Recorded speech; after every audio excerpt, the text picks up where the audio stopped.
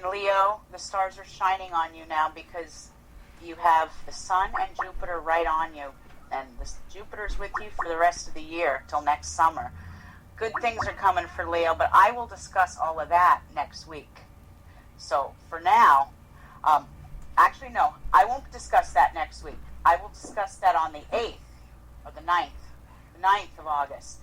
Next week, I will be having these guys from the Bunker Report. I suggest you go to Facebook, check them out. They talk about Earth changes, and I'm going to talk next week about what the government isn't telling you about what's going on in Yellowstone. So stay tuned. Now tonight, I am joined by a fellow co-host here at DTM Radio. He's known as the Paranormal Rebel, the Paranormal Bad Boy. I call him Jason the Viking. But that's my inside joke with him because I've seen his astrology chart. So he's the host of Ghost Chat Radio right here on DTM, Wicked Radio. You can hear him every Monday at 6 p.m. Eastern Standard Time and Tuesday nights at 9 p.m. Eastern Standard Time. He's a paranormal investigator and a published book author of Unrested Peace. I'm hoping I have my guest on with me. Do we have Jason on the phone yet? I'm here. Hey, here he is, folks. Jason Stanton. Welcome I'm to the here. show. Okay. Welcome to the show, Jason. How are you? I'm good. Bad Boy was a new one. I've never heard that one before. Oh, well, I added that. Did you like that? That's a new one. It's all good, though. It's all good. All good. Well, actually, what I wanted to ask you, isn't there a big event going on for you tomorrow? Tomorrow night in Palmyra, New York? Yes, there is.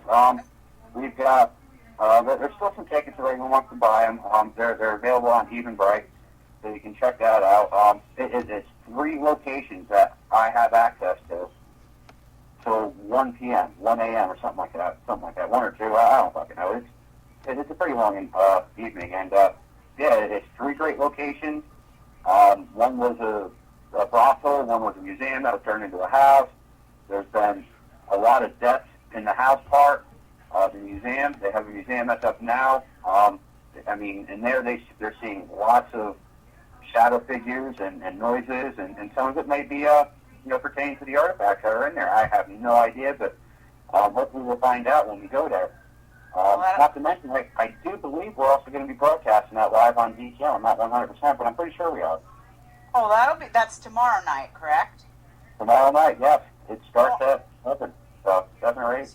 So 7 Eastern Time, folks, all my Pacific Coast people, 3 hours behind us. Remember, that's the East Coast. That sounds good. That sounds fun. I wish I was on the East Coast. I'd like to go to that. Yeah. Now, Jason, I wanted to ask you, because you are a published book author of a book called Unrested Peace, correct? Yes, I am. Yes, I wrote that, or read that, depending on what part of the country you're from. Hey, we don't need to be politically correct here. This is an English class. Who gives a rat's ass, right? That's right. Can you talk a little bit I'm in the process of buying this book too. Payday for me is only once a month, so I get paid August 1st, and I'm going to put my order into Amazon. But can you tell people a little bit about the book without giving away the details? Well, sure, I suppose I can tell a little bit. It's definitely a story of my past life. Well, not my past life, but, what I was like when I was a teenager, early teenager, 14, 15. And basically, growing up, I was kind of bullied a lot, and I was picked on a lot, and I really didn't have any friends at all. And my parents really didn't give a shit about me either. Their idea of raising me was get the fuck out of my hair. So, I didn't have no one I could talk to or hang out with or play with. And, needless to say, I did find one friend growing up, and that person became an extremely close friend of mine, which you'll find out when you read the book. Okay. And, we moved into this house, right outside of town, and there were some weird occurrences. So, basically, I have all that in it, and it's not just about paranormal. So, a lot of people, they've come up to me and they've asked, oh, Jay, I don't like too scary books, is it too scary? And it's like, Not really. It's got more fucking in it than it does ghosts, if you want my honest opinion. So it's a romantic, it's a romance novel, with a little bit of the paranormal in it. It's a new age book, I guess you can say. I mean, like the that. book isn't derived around, all of these. It's basically, specific things that happened to me that helped me grow, spiritually, emotionally, and intellectually.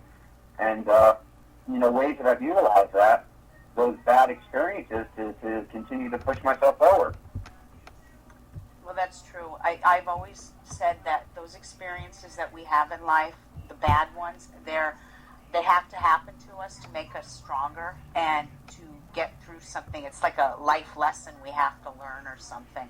Sucks when you're going through it, but at the end of the tunnel, there's always a positive, and obviously with you writing this book, it's become a big positive. It has, and to be honest with you, I mean, the title of it was kind of a metaphor for that, unrested being, that past experience that I went through that still kind of, sits in the back of my head. It's always going to be there. It's never going to go away. I can't fix that. But, peace being that, I can utilize that in a way that I can find, that inner peace within. That's cool. Well, folks, check it out. It's on Amazon, correct, Jason? It is. It's on Amazon. It's available for paperback and Kindle. I believe it's pretty cheap. I'm not 100%. I haven't even looked at it. It's kind of weird because even with my show and book, I never have actually done anything in the past with it. I've never reviewed my last show. I've never listened to it. I don't even know what I sound like on the air. And the same thing with this. I don't know how it's doing or how well it's going. It's gotten some good ratings. I can tell you that, but that's all I know. You know what I mean? Well, in a way, you and I are kind of alike because I don't go and listen to some of my past shows. I don't know. I hate the sound of my voice. So I mean, it's kind of ironic. I do radio, but I don't. Everyone always says, "Didn't you hear what happened? Did you hear your show?" And then this and that. No. I never go back and listen to my shows unless something really interesting has happened, So I get you on that. So, well, Jason, maybe you should Google yourself, see what you get. I'm not that stuck on myself. I can't do that. I'm not either. I'm actually scared to Google myself. God knows what you might find. I could probably find a lot of crap about myself, because, hey, it is what it is. I don't give a shit. Well, when you're in radio, you get the good with the bad. You get the good and you get the bad, and sometimes we see the ugly side of things, and as you well know. There's a lot of ugly sides out there, but hey, yes, it is what it is. It is what it is. I want to discuss a little bit with you about your paranormal experiences. I don't call myself a full-fledged paranormal investigator. I probably go on maybe 4 investigations a year, if that. Obviously, I'm an astrologer first, but I do enjoy going on investigations when I get the opportunity. And I'm going to be having the opportunity to go with Big Time Paranormal and Larry Gonzalez, who's affiliated out here in California, very soon on some places. But I wanted to talk to you about some of your experiences that, there's some people that we go and you investigate places and there's just few places that really stick with you and that make like a really big impression on you, or have you had any of those in your lifetime?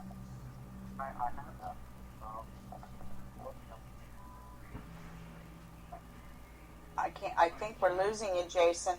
I'm here. Can you hear me? I can hear you now. I said, yeah, the book that I'm writing right now is actually about something like that.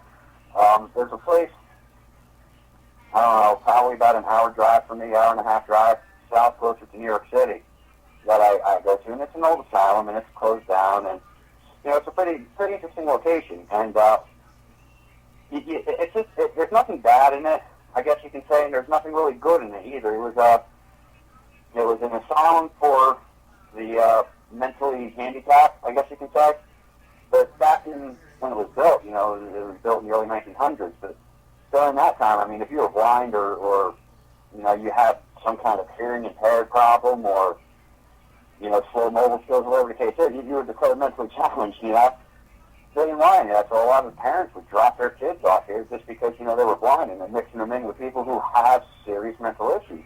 So, I mean, it's a pretty depressing place, but it kind of calls you every time, you know, every chance you get, you just want to keep going there and keep going there. It's just one of those places that you always want to go. And it's pretty common to, you know, see shadows in that building. It's common to hear voices. It's common to hear footsteps. I mean, it's a pretty interesting place. That sounds really cool. Well, you know, there are places like that that really kind of stick with you. You know, what you said in your first part of the broadcast about kind of being a loner kid growing up and an outcast. I was actually like that, too. As a teenager, I hung out in the cemeteries a lot. Strange as it is, you know, it's like, okay, why are you hanging out in the cemetery? Your mother thinks you're weird. But I felt safer amongst the dead than I did the living. Is that the song? I hung out in cemeteries too a lot, not because there's dead people there. I you much not avoid that. Going, you know, 10, 12 me out there because it did help me find that little bit of serenity from the society that has been rejecting me. So, I mean, that's where I kind of felt peace within. And, yes. You know, they kind of stuck with me. It makes sense, you know, that you find that peace within. You know, it's kind of funny now that I'm older and I'm doing radio and whatnot. I see some of the kids I went to high school with, and, you know, I'm very much an evolved person now than I was back then, and you can kind of see the jealousy, you know, with people on how, you know, because we had to have those experiences to get to the next level in life. And it's just kind of funny. Not that I give a rat's rear end, but, you know, I could care less what people think of me. But it's kind of funny how someone like yourself and someone like myself, and I know that there's others in the paranormal world that were those loners or weird kids or, you know, I mean, it's just one of those things. But as we get older, we kind of grow into our own selves and we're more comfortable with saying whatever we want to say and doing whatever we want to do and being whoever we want to be. So don't ever change. I always said the choices that you make is going to determine who you wind up becoming. And, you know, that's just the way it is. I mean, that's very true. Those choices that you make. I have no regrets, you know, on the things, the choices I've made in life. No regrets, because it's brought me here, you know. Yeah.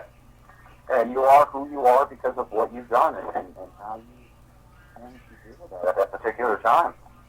That is very true. Well, we can, so you're writing a book about your paranormal experiences, so I know you don't want to go too much into all of that, and you were talking about an asylum that's really cool. And Jason, do you ever have any plans to come out to California? I've been trying my butt to get out to California. Needless to say, a lot of venues they contact me and they say, Jay, we would love for you to come. And then, you know, I look at them and it's like, dude, this is how much it's going to cost for me just to get out there and back. I know. That's what I need. You know, I need my plane ticket paid for because I build houses every day. You know, I'm a dipshit just like everyone else in this country. You know, struggling to pay my bills. So I tell them, you know, you have to at least pay for my plane tickets. You know, and they find that out and it's like, no, we can't do that, Jay. I'm like, well, I don't have the money to fork out of my ass. You know? No, and I've seen how much airline tickets are lately, and it's insane. That's why my family keeps asking me, you haven't been back to New York in 10 years. Why? Right? Because I'm broke. Because I'm broke? I can't even afford the gas that's in my car. Let alone the gas to, you know, to fly somewhere. But I totally get it. It's expensive, but I'm sure with all the connections you have in California, if you ever get out here, you will definitely have many places to stay, many different people. I can't hear you, Jason. I said I know I'd have a blast out there, and I know there's a lot of people out there who keep asking me, you know, you got to come out here and check this out, you got to come out here. But when the funds are limited, I can only work within my means. And having a radio show and being an author, a lot of people assume that, I'm making all this money, and that's not true. That's not even kind of close to being true. I have a radio show. I get a check for my book every 6 months, and I haven't even gotten a check for that yet. So, I'm stuck building houses to pay my bills. So it's not like I've got loads of cash to go ahead and do it. That must affect you then in the wintertime. It's like, I did get laid off in the wintertime, which sucks. So the winter time I'm not making any money. So for the first 3 months of spring, or up until about summer, you're just trying to play catch up with all the bills. Yeah, I know. That's the one thing we don't have out here is we don't have really a winter. I mean, we do up in the mountains, but not where I'm at. It's spring and summer, 9 months out of the year. I don't mind that at all. I can't stand the fucking winter. Well, I know. My mom said to me the other day, "You'd be such a bitch if you had to shovel snow." Going, yeah, it would be a workout every morning. Forget going to the gym. I just work out before I go to work. Go to sweat and go to work smelling TV and shit. People are like, what the hell are you doing this morning? And you just look and go, what do you feel like enough? So remember that, all you Californians who want to go back east, the winters are a bitch. In more ways than one. Oh, we'll keep you out in your house for a month. Yes, that's very true. I had many of my relatives stuck in the house during winter, and they've called me, "What are you doing?" "Oh, well, it's January 3rd, and I'm in flip-flops and shorts." And they're like, "You know what? F you. Click." I'm pissed off at me. Probably when you have some real news. Huh? Yeah, Probably when you have real news. Exactly. So it's all good, though. Well, whenever you get out here, you'll be welcomed with open arms by all of us that are in the paranormal world out here on the West Coast. Whenever that may be, I know money's tight, but... Hopefully soon. Well, never say never. So that's right, folks. So go buy his book. He's a struggling book author. And I know that feeling. I've written a children's book before, and, people think, oh, she's got tons of money, she's this, she's that. No. It doesn't work that way. And I wish people would understand that, but... They don't. They don't get it. They don't get it. It takes time, and from what I've been told is that sometimes, this doesn't pertain to you, Jason, of course, this pertains to me because I've written a children's book. They always say that your first book is never your biggest hit. It's usually your second, your third, or your fourth. And it's like, okay. And then the first book starts getting popular all over again. But I went with a bad publishing company, so that's why I don't see any of the hard work I put into the book making any money for myself. The publishing company makes all the money. But the biggest is trying to establish a name for yourself as an author. That's the biggest thing, and this is what people have to understand. Unless no one knows you've written a book, you're not going to fucking sell a book. You know what I mean? So all that hard work that you just wasted, 3 or 4 months doing, writing, sitting in front of a computer screen, they're trying to kill it. But you have to present it, and you have to, go out there and kick it in the butt with getting the word out there. Hey, check out my book. Check out my book. But in all honesty, I don't even care about the money. I just hope that, whoever does buy my book, and I'm guessing there's at least been 1 or 2 people that bought it. I'm hoping, I'm hoping that, read it, they get something out of it besides, just something to do while they're taking a shit in the morning. I just hope it helps them in some way, whether in guidance or some kind of inner strength. Well, you have my word, my friend. I will be purchasing your book. I love to help my friends out and fellow radio hosts of this network, DTM. I absolutely will buy the book, and I will spread the word. And if there's any kind of advertising on my end I can do for you, Jason, let me know. I do have my own website, and I'm always looking to put extra banners on there and stuff. So I'd be more than happy to promote the book from my end for you on this coast. Excellent. I'd appreciate that. Not a problem at all. Well, I know you have talked about this on other shows. You've talked about it on your own show, and I was kind of waiting to the end of the show to bring it up, but we're kind of rolling right along here. And I wanted to kind of talk about Ouija boards for a minute because I've heard good and bad about them. I own one. I have one in my own house. It's actually not displayed out in public. I wrap it in black cloth to keep the energy contained, so to speak. And it's in my garage somewhere, and my kids think they want to try it, and I said, oh, hell no, it's not. It's not a game. It's something you really got to know what you're doing. Sometimes, half the time, they don't work. But I've had my own experiences with them, and I haven't touched one in about 10 years, and I don't know if I'm going to anytime soon.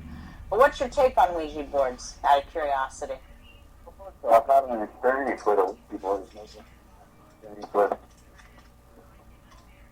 Jason's breaking up on me again.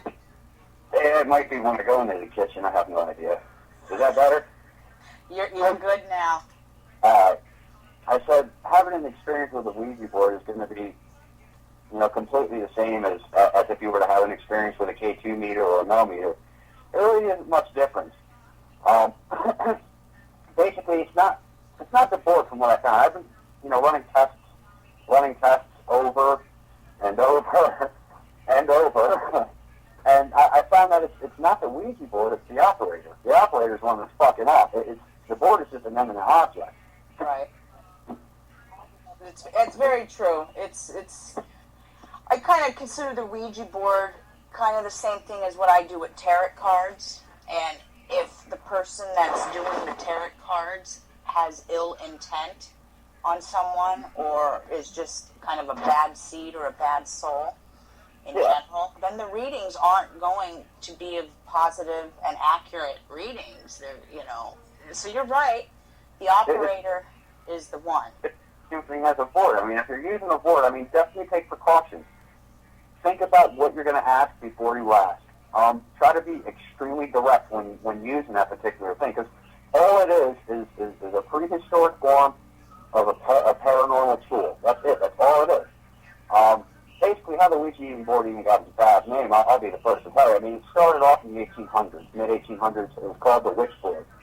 A lot of people would say, well, it's different. No, it isn't. The witch board is a fucking Ouija board. No matter how you cut it, which way you dice it, whatever. It's a fucking board or a piece of paper or a piece of slate with a bunch of letters on it and a yes and a no fucking thing. It's a fucking Ouija board. But anyway, in the early 1900s, Hasbro bought the rights for it and patented it as the Ouija board. And, obviously, back then was highly fucking religious. Everybody was religious. And if anyone knows religious people, they will flat out agree with me when I say this, that they believe that whatever is on this planet is an angel or a demon. That's what they believe. Especially through the 1800s, 1900s, and 80% of them now still believe that. There's only angels and demons on this planet. So you're bringing in a tool that is publicized like that is talking to dead people. They're obviously, oh, you're talking to the demons. No, I'm not, dude. I'm talking to your grandmother, man. She says, hey, what's up? But they don't want to hear that. They don't want to believe that or get that in their head, and that's how it got its bad name. You can say it is just a tool, and the same advice I give people when they're using, a recorder, a K2 meter, millimeter, a digital EMF, or any other tool that you're using. Take precautions, be careful how you word things, and be extremely direct with your questioning. And that's what I always recommend, because if you're just saying, hey, if there's anyone here, come and talk with me, you might as well get on a fucking loudspeaker and yell down the block, hey, I'm having a party over here, come on over. You don't know who the hell's going to come in, you know what I mean? The sender down the street can walk into your house. That's basically what you're inviting. And the same thing goes with the Ouija board. Be direct. If you ask anything to come in, anything's going to take advantage of that, and you don't know what that is. That is very true. I've had a few weird experiences myself on the Ouija board. my first time trying it was at 16, and through the years I've tried it probably 6 times in my lifetime, and the first 5 times the same spirit was coming through. I don't know if it means that this is something that's following me, and I swear I have not 1 ounce of any kind of Norwegian blood in me. I'm not from Norway or Sweden, but I was actually telling Renee Chavez this, who's part of Christina George's paranormal investigation team, and he was like, oh, that's scary. But for years, the same spirit was coming through, and it kept spelling out L-O-K-I, Loki. Now, that freaks a lot of people out. It was freaking me out when I call them broom sisters, which are some witches that I know this. They were like intrigued by it. Oh, wow, that's kind of cool. So, I'm like 50-50 here going, well, what the hell does that mean? Loki is actually an angel that was, if you're going into the religion, Loki was the angel of massacre for God, actually. He was an angel from God. And it was his job to go on and everyone who fucked up, he'd go ahead and slay them. That was his job. So that's who Loki is. Hold on. Isn't he like now I'm trying to go back into my Norwegian mythology here, and Loki is the son of Odin, but he was also the trickster, brother of Thor, correct? I mean, if you're going into that belief, I believe so. You could be accurate on that. Okay, I think I am, but I could be wrong. If anyone in the chat wants to chime in and correct me, please do, because I could be wrong. But I have actually seen people really abusive with it. I was at a Halloween party last year, and I walked in, and there were 4 or 5 people using the board. They were just asking stupid questions, and I kind of just sat there going, if something bad happens, it's on you. Yeah. Because you're being an idiot.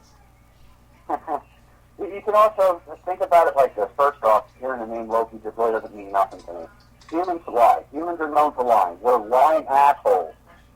So just because they're dead doesn't mean they're not going to lie to you. So, I mean, you can't take anything serious from the other side, especially when you don't know exactly who the hell it is. That's true. And secondly, you bust out with Ouija board or a paranormal tool, don't matter what. You got to keep in mind, these entities have been probably walking this planet for hundreds of years. You have no idea how long. Just watching human race pass it by over and over and over, and they tried to communicate with them. They tried to do something to say, hey, talk with me. They got to get pretty fucking lonely. I'm not going to lie. You know what I mean? Lonely. So you bust out a tool that is able to have them communicate with you. They're probably, I don't know. It's just an idea. It's just a theory. They probably say, hey, this bitch can talk to me, so I should probably follow her around and have a little buddy. Hey, just a theory out there. That's actually a good theory, though. And it's very true. I mean, these spirits, whatever you want to call them, have been around for thousands and thousands and thousands of years, and probably sit there and say to themselves, oh, God, here's another stupid human. That completely ignores it. Yeah. It takes all kinds, I guess, But you could still go down to Toys R Us and buy them, so go figure. I've actually seen some really cool ones, though, on Amazon, different kinds. There's a pagan one that has a black cat on it with the planchette as a pentagram, and it was kind of cool looking. It's like, wow, that's nice. That'd be a nice conversation piece, There you go. But I've heard weird stories too. Like I was doing some research on it one day, and someone was saying that they took a Ouija board and they did something to it where they made a table out of it, created their own furniture with it, and made a little end table. And this lady was experiencing, she'd put her stuff on the end table that was made out of this Ouija board, and she'd come home and the whole table's been shuffled around and moved. So, I don't know if I believe that or not, because I'm kind of one of those, I'm a skeptic. big time. You know, I not that I don't believe that there's nothing out there. I do believe that, but I have to debunk it in some way, so to speak. Yeah, I mean, most of the stories are always going to be exaggerated. They're always going to be freaked out. I call it the basic fisherman syndrome. That's what I call it. Everyone has a friend who's a fisherman who's had a 10-pound bass on their line. In reality, was it big? Probably, but 10 pounds now. It might have been 3 or 4 pounds. You know what I mean? Yeah. That's what I call it. It's not like they're lying to you intentionally. It's not even like, you know, it's perfectly done. It's just an exaggeration. That's true. That very, very true. There's a big exaggeration. I will say this, though. That Halloween party I did go to last year, one of the people that was operating that board had a heart attack about 2 or 3 days later. I kind of thought maybe there's a connection there. You know, this person was in perfectly good health, you know, didn't drink, didn't smoke really. So I thought, maybe something attached to them. You know, after all, they were being very rude on the board, and I just was like going, don't get me, I don't want to go anywhere near it. Nope, it's okay, I will pass. But it's just my strange suspicion, you know. And there's nothing wrong with that. Nothing wrong with that at all. I mean, again, if a lot of people out there are freaked out over it, they don't like it. Always try to tell them the actual facts about it. When everyone was a teenager, you know, well, not everyone, but, you know, damn near the whole country, when they were a teenager, they played with Ouija boards. You're only getting about 10% of the stories coming up bad. You know what I mean? That's true. You know, there's half-truths and a lot of fiction involved in it, too, just to make a story sound better. Yeah. Yeah, I've got no problems with them. I don't use them personally. It's a waste of time, if you want my honest opinion. But I have been experimenting with them. Not, you know, going out on investigations, and I'm actually trying to, you know, get to the facts about the particular board. And so far, it's not looking good for them to be in any kind of portal or any kind of, you know, gateway to hell. I haven't gotten any evidence to suggest that at all. So, hopefully I might get one. You might get one? Hopefully I'll get one test that goes in the bad way, and I can say, all right, you know, it can be bad, but it hasn't happened yet. So maybe we all have to go see that movie that's coming out, the Ouija board movie. That looks good. I want to go see that. Looks good. I wouldn't mind checking that one out. That does look interesting. It does look interesting. You know, I'm game for that. I like that movie. It looks like an interesting movie. But yeah, I hear you on the Ouija board thing. It's like the tarot. It's when I do. That's why I stick with the tarot cards. I stick with what I know and what I've used for a long time. And I admit, you know, last week when I was doing tarot on air, you know, because we live in a religious world. And when I go out to certain events where, you know, I set up a booth with someone and I'm doing a tarot reading on someone, I have a lot of people that freak out with my cards because my cards are Wiccan cards. They're the tarot cards of the witches, and there's a big-ass pentagram on them. And you get someone who's extremely religious going, oh my God, she's evil. No. You still there, Jason? Yeah, I said it does freak me out pretty good.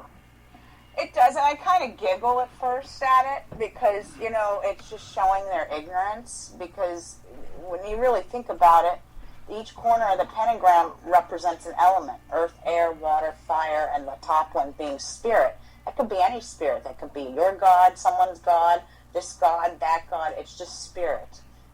You know, spirit in its positive light. But we live in a world where people, even with the Ouija board, you know, I've heard people go, no, burn that thing, they say. Burn it. And I've heard that's the worst thing. It's arrogance. You're right. And I've heard the worst thing to do is burn a Ouija board. Have you heard that one? I hear a lot of people, they say, oh, I burnt it, and these voices came out, and I'm like, bullshit. Well, they must have took some acid. It's like I said, it's a tool. That's all it is. It was created by man, not God. It was created by man, not any kind of other spirit. It was created by man. Spirits don't have control over human objects. They don't. That's true. And, in the line of work that I do with astrology, I always tell people that your subconscious mind is so powerful that people can actually psych themselves into seeing or thinking they've seen or believing what they're seeing or hearing, and in reality, it's not really happening. Oh, absolutely, absolutely. I actually got in a conversation about that on the way home while I was picking my buddy up. He had an experience. He said he bought an air conditioner. Well, he had an air conditioning given to him, and it was loud, and he was listening to this all night, and he was hearing all kinds of voices coming from it. And I said, that's probably your mind, you know what I mean? Because the human capabilities, it's strange. It really is strange. It likes patterns, and it likes what it knows. So if it hears a lot of noise for a period of time, for example, if you're listening to, static over and over, like, one of the Shack Hacks or Friend Spots or the SB7 or whatever the case is, if you listen to it long enough, or white noise better yet, if you listen to it long enough, your voice is going to start to hear voices in it. Not because there's voices in it, but because it's trying to make sense out of the noise that's there. It's trying to create a pattern. And the human mind commonly knows, human voices. That's what it knows. That's the pattern that it's comfortable with. So it automatically starts, making that out of that particular noise. And the same thing goes with your sight. The same thing goes with, your touch and all of your other senses. If it feels something long enough, it'll start to try to make sense out of it one way or another. Your brain does that without you even thinking about it, without you even knowing. It starts to do that, and that's what a lot of people are experiencing. That's true. The mind is very powerful, and it can either work with you or against you, depending on how you use it.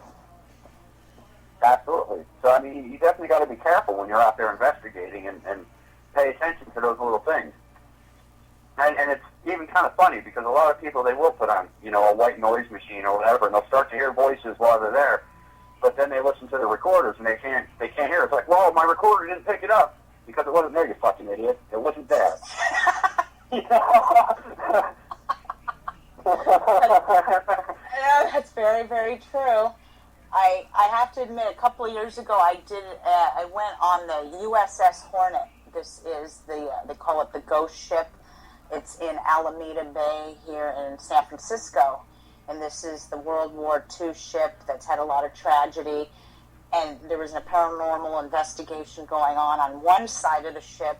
But at the other end of the ship was a heavy metal concert going on. So you had some interesting energy going on there. You had all these heavy metal bands, Exodus. Nice. Yeah, the guy, Chuck Billy from Testament, had created the event, and all the proceeds went to some Indian reservation, which we made a lot of money that night. It was a big event, but I ended up going on the other side to the investigation, and people were asking stupid questions, and I was sitting there, I'm kind of one of those people that sits out towards the back part. I don't sit right in the crowd. I'm on the outskirts of the group.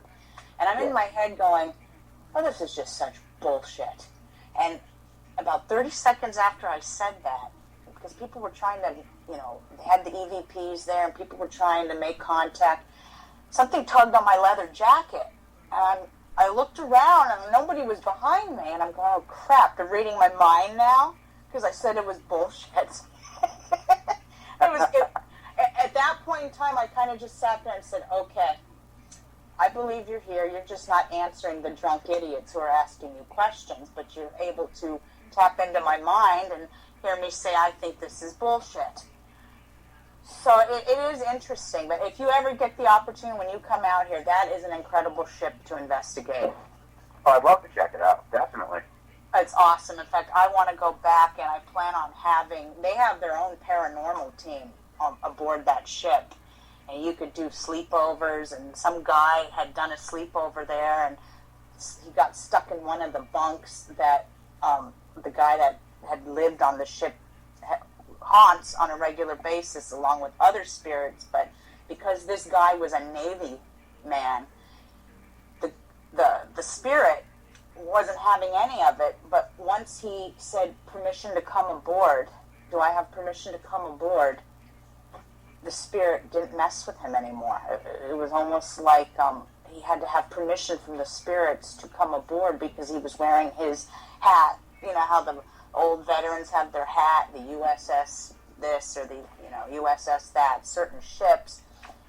He actually was wearing that hat during the investigation, and just something triggered one of the spirits to pick on him. But once he said permission to come aboard, he didn't have any more problems. So it is an incredible ship, and I never have felt scared going on board, even walking alone on some of those corridors. I've been on there before, and it's really cool. I mean, even if you're not into the paranormal, it's an awesome looking ship. I don't know, I just thought it was cool. Maybe I should have joined the Navy. There you go. I think you'd make a good seaman. Yeah. I don't know. I don't get seasick, so that's a good thing. Or a sea check, one of the two. Yeah. I don't know what they're called. But, yeah, it's cool. There's some interesting places out here. Like, I'm sure there is up in New York, too. I have, like my relatives will tell me, oh, there's places here that you should check out when you come, and blah, blah, blah, blah, blah. And it's like, well, I'd like to do that one day, but, costs money, and when I make my first million, I'll make sure I book a ticket. There you go. Nothing wrong with that. But one of these days, everyone will get together and enjoy and do an investigation together. But there's so many places, Jason, that have activity going on. I don't know about you, but for myself, I haven't really investigated like places like you do, like asylums and whatnot. Yeah. I've done residential, and when you do that, I know people are very private. I've had one elderly lady who me and a girlfriend went and investigated her house, which was definitely haunted. She says to me, "You're not going to talk about this on your radio show, are you?" I said, "Oh God, no, not if you don't want me to." Do you experience people like that, very private? And all the time. I in all honesty, I tell the client right up front that, this is extremely confidential, and you have nothing to worry about. I mean, nothing's going to wind up on Facebook or anything like that. Which is why a lot of people don't see any of my investigations on Facebook or posted all over the place, because I do take that, personal. I have a lot of respect for, my clients, and I have a lot of respect for the people that are around them. So, I mean, if they don't want it out there, I'm not going to, because, they do tend to feel self-conscious over the whole idea that their house might be haunted. They're afraid of what their neighbors might say, or there's some jobs out there that, will probably tell you, you got to take a month off and get psychiatric help and all this, so forth and so on, if they were to see crap like that. So, yeah, I do take confidentiality extremely personal. And you have to, especially in the line of work you're in. There's people that are very private, and, some people are very religious. The one elderly lady I was just talking about, her house was up for sale. And, I said, don't you just want to let this go and let the new owners deal with it? And she said, well, I've lived here 25 years, and I want to get to the bottom of what's going on and just kind of get some closure. And I told her, I said, you're not going to hear me say anything. I'm not posting this. This is completely private. But I said, you would be surprised how many people would buy a haunted house, how your property value might go up instead of down, depending on the type of clientele you get. What's that guy's name? Jason, the guy that does the show, that does investigations. My kids watch him all the time. He's the investigator. Oh, God. Baggins? What's his name? Zach? Zach Baggins. My kids watch his show a lot, and I watch it sometimes. But he just bought a house somewhere in the Midwest. They call it the Portal to Hell. Have you heard this? I have heard that. I read some of the stories. I don't know why he bought it personally. It is what it is. Oh, I'm curious to see the documentary that comes out. I will definitely watch that documentary. But the experiences that I've read online about this house somewhere in the Midwest somewhere, I don't know why he spent 135 grand on it. I just, that's such a waste of money, because what are you going to do with the house when you're done? You can't resell it. I guarantee exactly what it is. It's just a sales gimmick that he's going to wind up using. He's going to open it up, charge $5,000 for a night for investigators to go in there, and once the show is completely over, that's where he's going to try to make his money. Yeah, that's true. You know, it's not like he can rent it out, though. What's he going to do with the house itself when he's over and done with his project? Yeah, I mean, demolish it? He can sell it. Yeah, well, if he can sell it, that should be interesting. I don't know. Well, not my money. Hey, that's what my oldest daughter says. He's a real idiot. He's annoying. And my youngest likes him, though. She thinks he's funny. I said, yeah, he is funny. I said, but, you know, if he spoke to me in that manner, he'd get something thrown at him. I'd throw something at him if he continued to speak to me in the manner that he speaks to his team. I don't know. I just find him very disrespectful. Dude, I'd probably give him a New York beating. I know you would. Like that. I would take him outside, ensure that the camera is on there, and whip his ass if he ever spoke to me the way he speaks to people. I agree. I would too. He'd get it. He'd get it good. But yeah, you know what? He's gone very Hollywood. I've watched some of his older shows 10 years ago, and they've very much changed till now. You know, they're very, very Hollywood now, and very, I don't know, not real. I don't think they're too real. Well, you think he's bigger than he is, but I mean, we got to face it. If you've seen him and Jack Nicholson in a store, who are you going to want their autograph? You know what I mean? This is true, and now I saw this thing. He's doing a new project where he's involved with some sort of vampires. I don't know. Oh, yeah, vampire adventures now.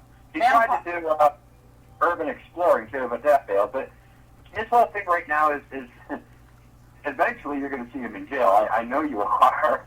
But what's going on is the TV ratings are dropping. His show ratings are dropping. He knows this.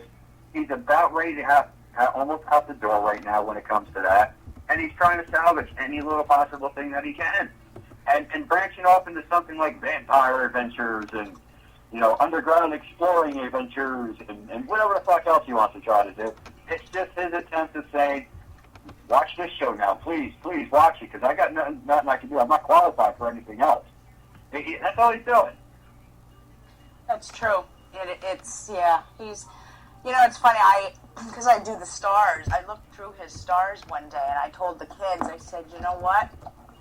I said, this is just my astrology prediction, but I think him going into that house in the Midwest is not going to go well for him. And I've heard people tell me that it's already been done, and they're seeing some changes in him on a physical and mental level. And, you know, him being in Aries, and I'm bringing the stars into this, Aries is having a very bad year, and it's not going to get better until next year, next August, when the energy for Aries changes. But good thing for you, Jason, after Aries, the next energy that's right on the positive is Virgo. So next year, Jason, you're going to have a good year, honey. I hope so. It would be nice. It would be a change. No, you will. It's going to be a good year for you. Starting next year, though, from next summer on, till like 2017, from 2015 to 2017, Virgos are going to have an excellent year. But right now, for your own stars, Jason, the way I do astrology, the energy for you is coming right now for you in wealth and possessions, your second house. So this might be a good year for you too with your book.